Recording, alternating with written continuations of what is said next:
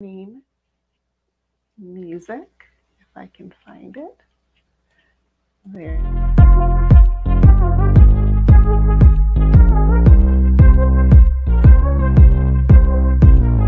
Thought you really loved me, guess I was wrong. Thought you'd never leave me, guess I was dumb. Waited like forever to be your plus one, but I guess you were done. All right, here we are, Killer Author Club. So excited to be here. I am Killer Heather. And I think I was in charge of hitting live, and I don't know if I did or not. But here we are now, and I'm here with Killer Kimberly Bell. Sadly, Killer Kara is not here with us tonight, but never fear, she'll be back with us next time. But we have got a great show for you tonight, and we are so excited that you are here. Kimberly, who is our killer author? We have killer Stacy Willingham with us tonight.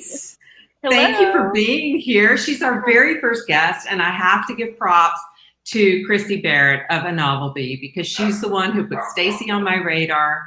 She called me, I don't know how many months ago, and she's like, I have this book, you have to read it. And so I did. And of course, she's right, as she always is. It was fabulous. A Flicker in the Dark. Hold it up. I don't have a copy, but you guys do. It is a fabulous book. It came out, like January, I think? So January 11th. So it's been just over a month. Yeah. So, and it hit New York Times straight out of the gate. It was Book of the Month. I mean, it's been getting all sorts of fabulous praises. Definitely worth it. But Stacy worked as a copywriter and brand strategist for a bunch of marketing agencies before she decided to switch to writing fiction full time. She earned her BA in magazine journalism from the UGA, University of Georgia, my home state, and an MFA in writing from the Savannah College of Art and Design. She lives in Charleston, South Carolina, with her husband Brett and Labradoodle Mako. And she's a Southern girl like me. Yay! I am. 2 against 1, Heather. I'm sorry. No, hey, it's all right. I could use a little bit of that Southern heat coming this way. Pretty cold here, so I love it. Yeah, so we are so excited you're here with us today. Yes, Stacey. thank you so much. Yes. Congratulations on an amazing book, and I think we all have our cocktails here. So Yes. Stacy, you're going to have to tell us a little bit about your drink. Why don't you show us it first before I put up the recipe, because it's beautiful. Yeah, it came out pretty nice. It's basically a gin gimlet. I wasn't sure if you're pulling up the recipe. Yeah, I've been really on a gin kick lately. For some reason, for the longest time, I didn't like it, and I think that I realized it's because I was not drinking good gin. So ever since I realized that good gin makes a difference, I've been drinking a lot of gin. So it's really easy. You basically put a bunch of basil leaves in the palm of your hand and clap them, which is kind of like the big secret. You have to clap them because that's what releases the aroma and the oils. So you clap them a couple times, and they start to smell like a lot more potent than normal. Put them in a cocktail shaker, add some simple syrup, add some lime juice, muddle them all together, and then add some gin and some ice, shake it and strain it. And then every now and then I'll top it with like a little bit of soda water if I want some bubbles, but that's pretty much it. Well, it looks so good, and I know I'm going to be trying it. And I just think it's like the perfect drink to go with this book because even the colors are a little bit the same if you look closely there with the book. So that is a great combo. And I think, while you're reading this book, boy, it doesn't hurt to have a little, it's intense. A little booze. So for those of you who are joining us on Facebook and YouTube, please drop your comments and questions in the comment box. Let us know what you're drinking here tonight and what questions you might have for Stacy as we move along here, because we do have so much to talk about, and we want to get to it pretty quickly here. So Yeah, we will definitely be looking through your questions. So, and we'll be pulling some out to ask. So drop them in the comments so we can get to them. But in the meantime, we want to start with our killer question, which is, where do you kill? So I feel like there's a lot of different ways to answer this question, but I feel like when I first thinking about it, I write mostly at home. I will say I tend to stay home and I usually write at my dining room table, but I was like, okay, where is the spot where I am the most comfortable and like the creative juices are flowing and I feel like I can really, really get in the zone. And typically for me, that is a good coffee shop with an outdoor picnic table, because I like to sit outside, like kind of in the shade, and somewhere where I can get an iced lavender latte with my back against the wall, because I don't like people looking over my shoulder. Because they can come up behind you with a knife or something. I think I'm really paranoid of people reading what I'm writing, because I'm like, yeah, me too. But then, yeah, because I'm like, I don't want them to see, like it's not done. Yeah. So yeah, I'll say probably all my major killer scenes are probably written somewhere like that. Okay. Do you have a favorite place that you go, or is it just vary from day to day? Yeah, it varies from day to day, but there are ones that I kind of know and love. Like I know I'll be able to get a good spot, or I have a certain drink I like to order. Here in Charleston, we have an abundance of coffee shops and restaurants and bars, just like a really thriving food and bev scene. So yeah, there's a handful I go to quite a bit. I actually wrote the vast majority of A Flicker in the Dark at a coffee shop called The Harbinger here in town on my lunch break when I was working a 9 to 5. Yeah, so that one has kind of a special place in my heart because I always sat at the same table too. So right, I can't write in public. Can you, Heather? Really? I can, as long as I have earbuds in and am listening to something. But yeah, before pandemic days, there were some places that I really liked to go, and I'd get like you, Stacy, my favorite drink, and I'd sit in a corner, and they'd know me there and say, "Oh, Heather's writing today," and I love that. I mean, it sounds so awesome in theory for me, and then I get there and I'm like, so much noise, and then I have to pee, and then you have to take everything with you. Exactly. Yeah. So much going on. At the one bad part about like here in Charleston in the spring, I'm really looking forward to the spring because the weather is beautiful, but you get all situated and you're like at a nice table, and then you realize your laptop's at like 15% and there aren't any outlets outside, and you're like, oh my God. But I feel like I just like, especially being home all the time now, I need a bit of background noise and just like the hustle and bustle of people, just like something going on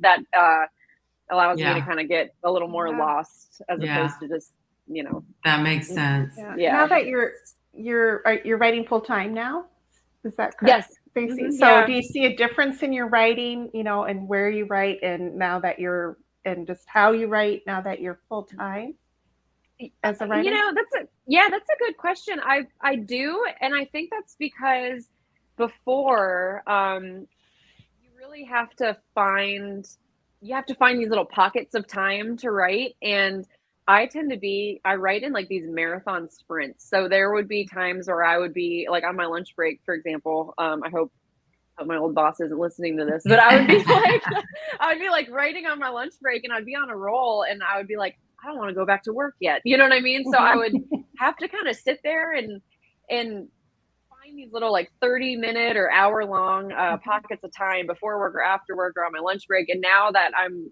very lucky enough to be doing it full time, like I can get more uninterrupted time, which I think helps a lot because as you guys know, like when you're on a roll and it's flowing, the last thing you want to do is like get up and stop and do something else. And so having that limited has helped significantly. Yeah. So, and your setting too, this is kind of a little bit about where you kill. Like you set your book in the South. Is that something that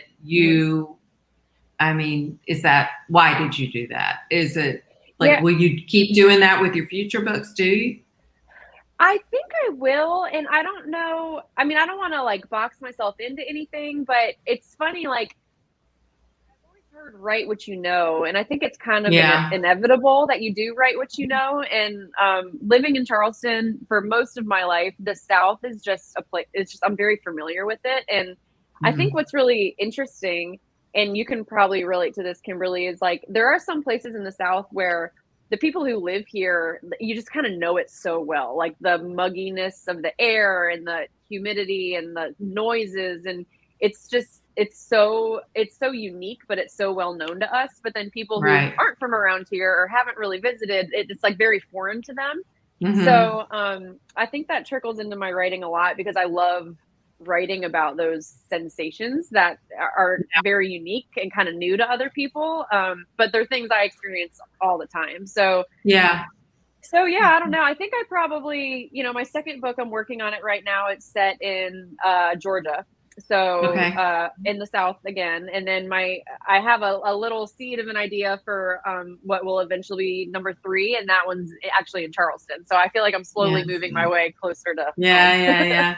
But you're Yeah. right, it is familiar and it's like it's easy at the same time, right? Because Hmm. you know it so well and you know the culture and you know how people think and how they talk. Yeah. And I mean, Hmm. Killer Heather has that too, because you set all your books where you're from, right? Right, Yeah. So right. Yeah, I think there is something about, yeah. um, mining your home space Yeah. for what you can from that. Hmm. Right. Right. Which talking about homes, though, this was a conversation the Killers we had a couple weeks ago that all Kara's, Kimberly's, and my latest books were all set in Mm-hmm. homes where you feel safe Hmm. and secure. And I noticed that with yours too. Yeah. You have a great line, a couple lines from your book, and it says home.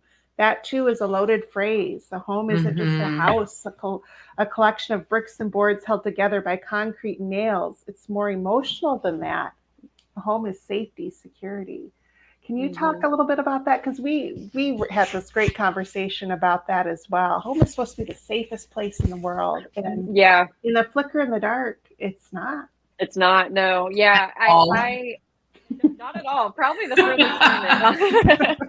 So yeah, I guess for people who aren't super familiar with The Flicker in the Dark or kind of the brief synopsis, it basically tells the story of Chloe Davis, who is a psychologist in Baton Rouge, but she has a very troubling past, and that is because when she was 12 years old, she stumbled upon a piece of evidence that convicted her father as a serial killer. So 20 years later, she's doing pretty well for herself. She has her own thriving practice. She's engaged to be married. And on the eve of the anniversary of her father's arrest, girls start to go missing again. So there's a lot of her past is just kind of catching up with her and crashing down around her. And she's trying to grapple with these horrible memories of her past while also trying to figure out what's going on in the present tense. So yeah, the idea for A Flicker in the Dark really to do with that idea of home because I have always been interested in psychology and specifically criminal psychology. The minds of serial killers have always been very fascinating to me and very terrifying.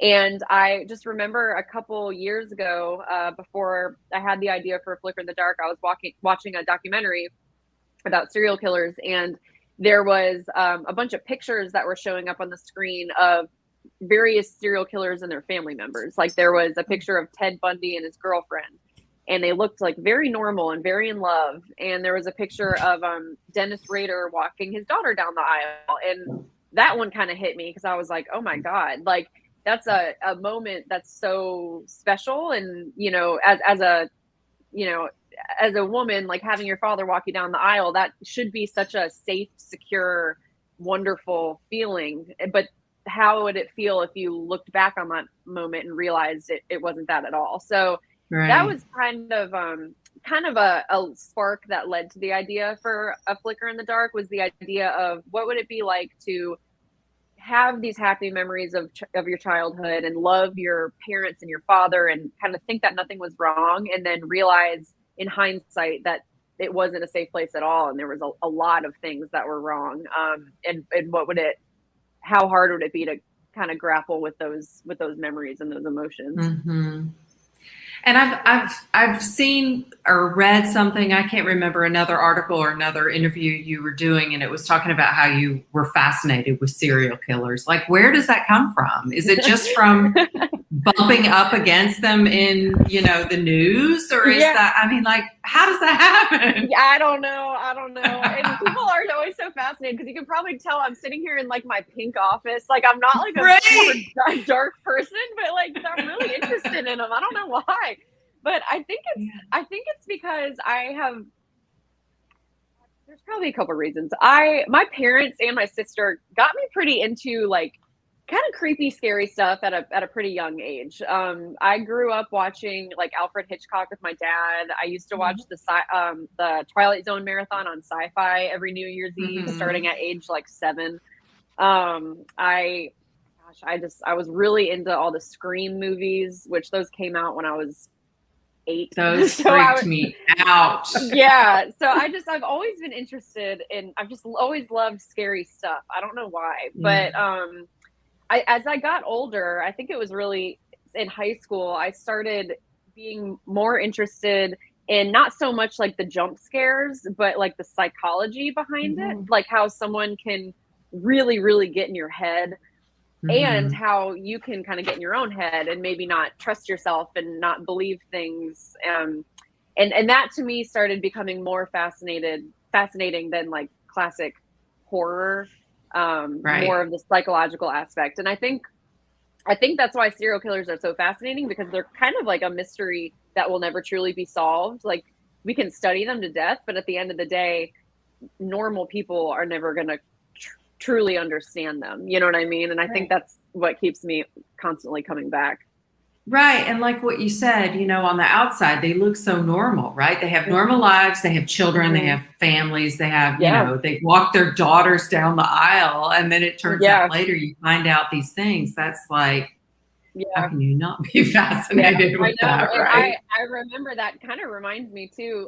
In college, I took a couple abnormal psychology classes because I was very interested in that exact type of thing. And I remember like being in this big lecture hall with like hundreds of people, and every time we learned about like psychopaths or sociopaths, I would just like diagnose everyone around me. I'd be like, ooh, that person has a lack of empathy. Like, I wonder if they're a psychopath. And like, I feel like I'm just borderline personality disorder. Right.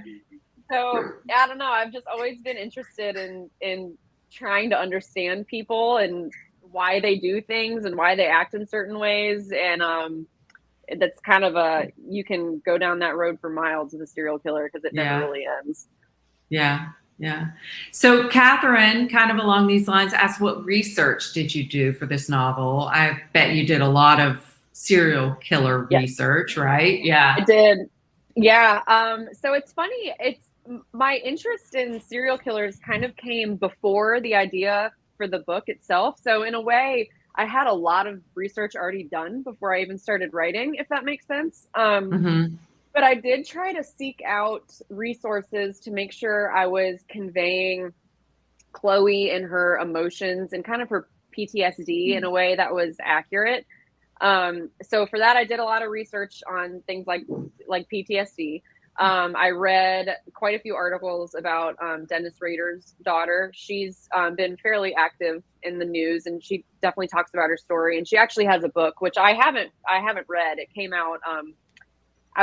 I think I was done with the first draft by the time it came out, but I am interested in reading it. And for anyone who's interested in podcasts, there is a podcast called Happy Face, and it's actually hosted by the daughter of a serial killer. Yeah. And when I was, it's fascinating. It's when I was writing the first draft of A Flicker in the Dark, it's funny, I would write a couple chapters and then I would listen to an episode, and it's like what I just wrote and like what I was having Chloe feel, the narrator of that podcast was feeling the exact same thing. And so that was really reassuring to me to know that I was kind of on the right path.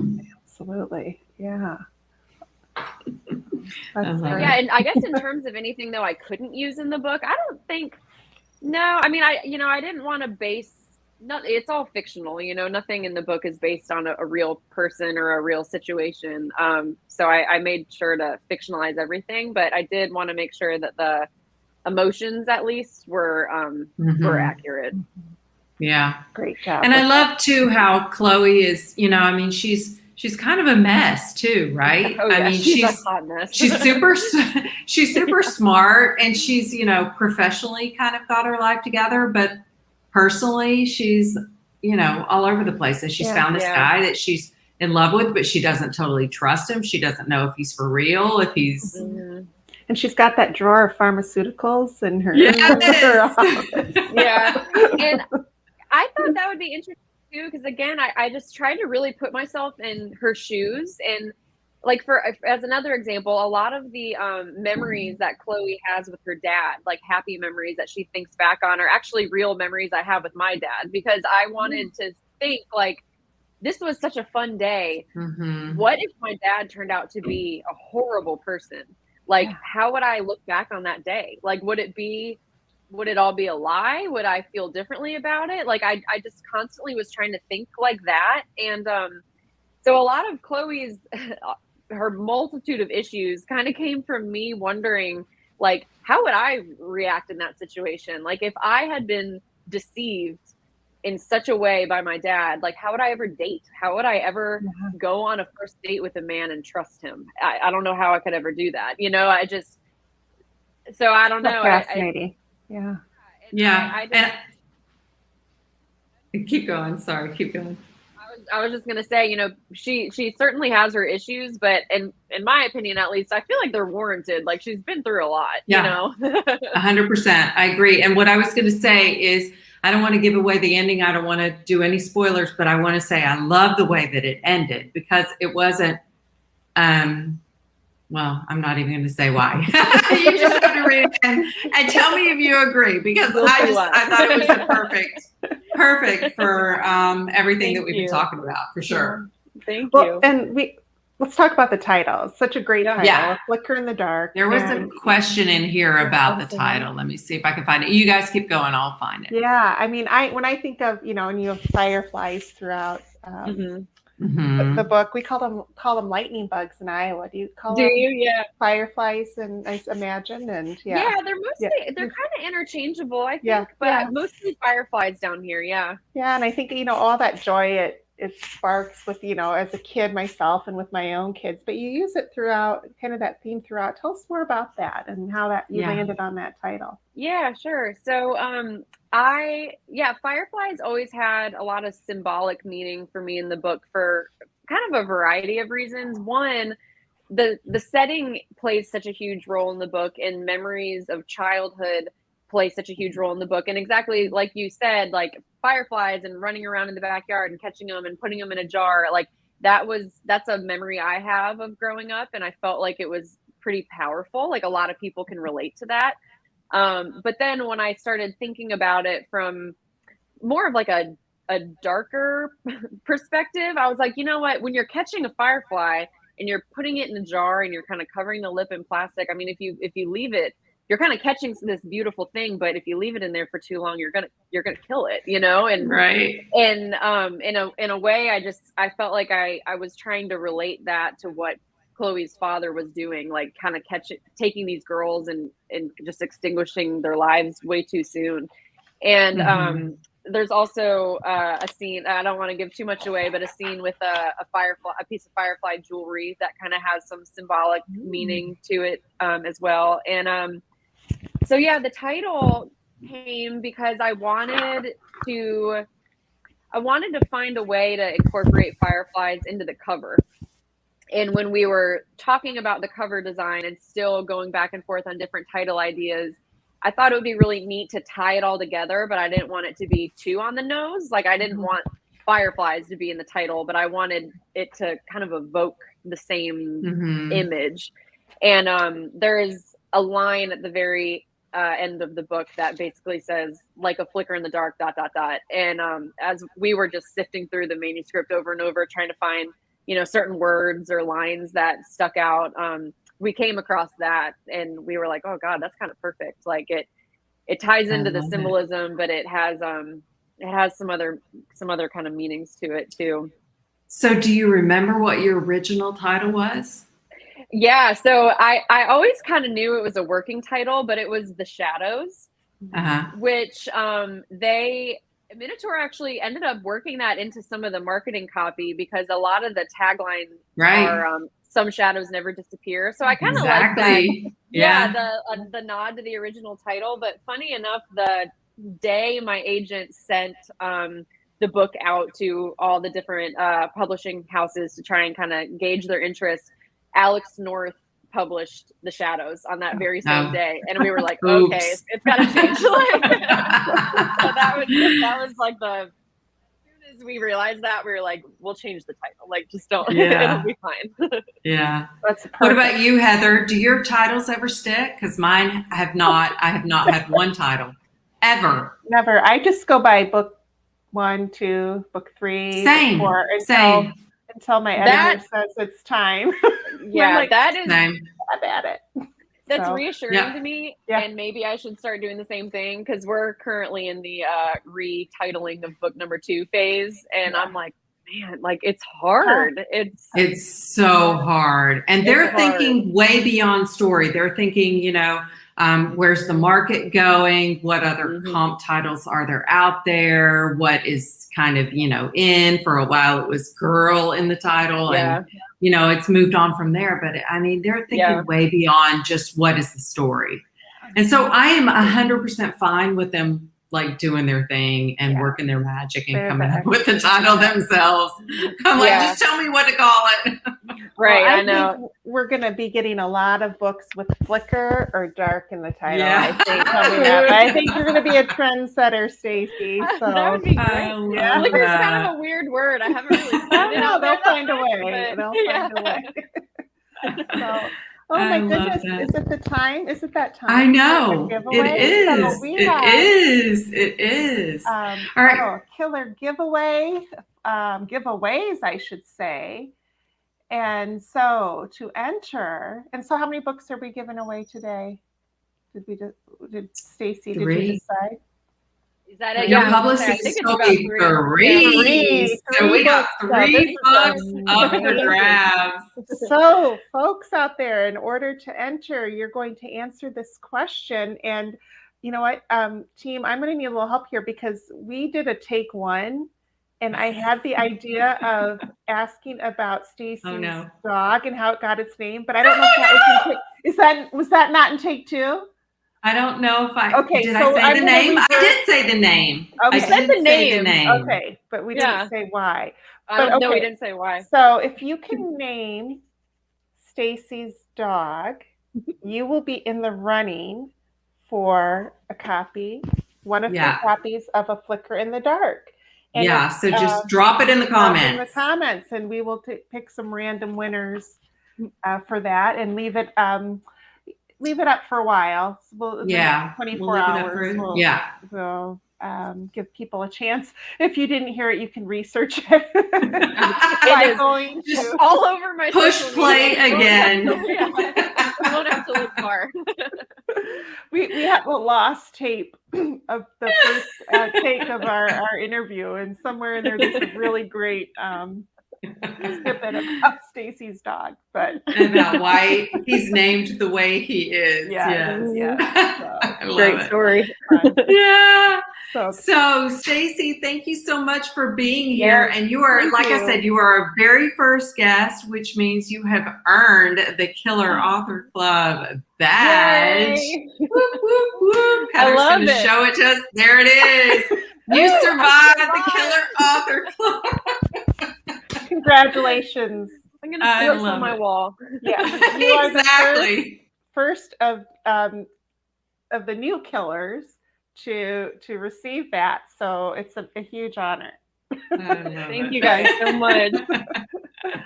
Thank you so much for being here. Again, everybody, make sure that you add to the comments about the quick question of the name of Stacy's dog. And I know, Stacy, before we sign off here, where can readers find you?